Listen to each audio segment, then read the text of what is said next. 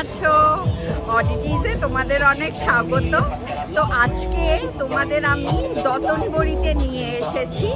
দতনবড়ি canal দেখাবো, আর জায়গাটা খাবার নানা রকম জায়গা যে রয়েছে ওসাকাতে, সেগুলো একটু ছোট ছোট ক্লিপস নিয়ে দেখাবো।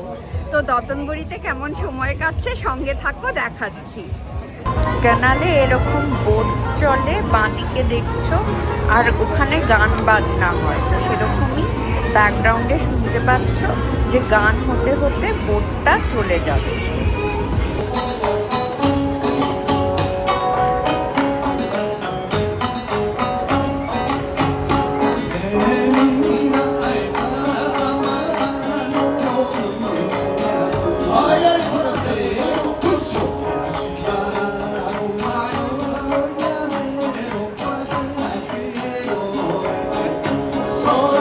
এইটা একটা ট্রেডিশনাল জাপানিজ নাচ, যেটা হচ্ছিল গানের সঙ্গে সঙ্গে। দতনবড়িতেই হচ্ছিল, কানালের ঠিক ওই পাশটায়। তো ওইটা আমরা লাকি ছিলাম যে এটা আমরা দেখতে পারলাম, এক্সপিরিয়েন্স করতে পারলাম। তো দতনবড়ির আবহাওয়াটা, মেজাজটাই খুব আলাদা রকমের, মানে খুব জনপ্রিয় জায়গা সব টুরিস্টদের জন্য। লোকালসরা ওখানে আসে।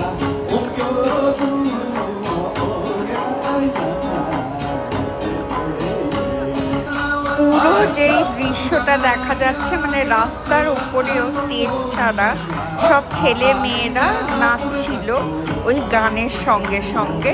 তো ওইটাই তোমাদের পুরোটা দেখাচ্ছি ঘুরিয়ে, যে পুরো লাইন ধরে নাচছি। এইটা এখন দতনবড়ির আরেকটা রাস্তায় এসেছি, যেখানে অনেক খাবার জায়গা রয়েছে। এই যে মহিলাটা বিক্রি করছে আইসক্রিম মনে হয়। তারপরে এইখানে দেখো প্রত্যেকটা রেস্টুরেন্টের ওপরে এক একটা মূর্তি বানানো, যেইটা সিগনিফাই করে যে ওই রেস্টুরেন্টে কি পাওয়া যায়। যেরকম এই রেস্টুরেন্টটায় ক্র্যাবের জন্য ফেমাস, তাই ওপরে ক্র্যাবের একটা সাইন দেওয়া রয়েছে, যেটা অ্যানিমেটেড।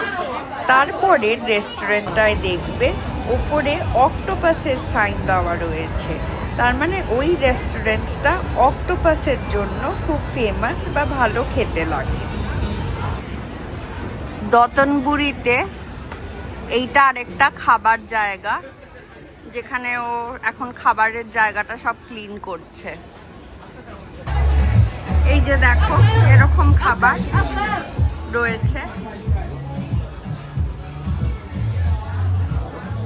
এরকম টেম্পুরা রয়েছে।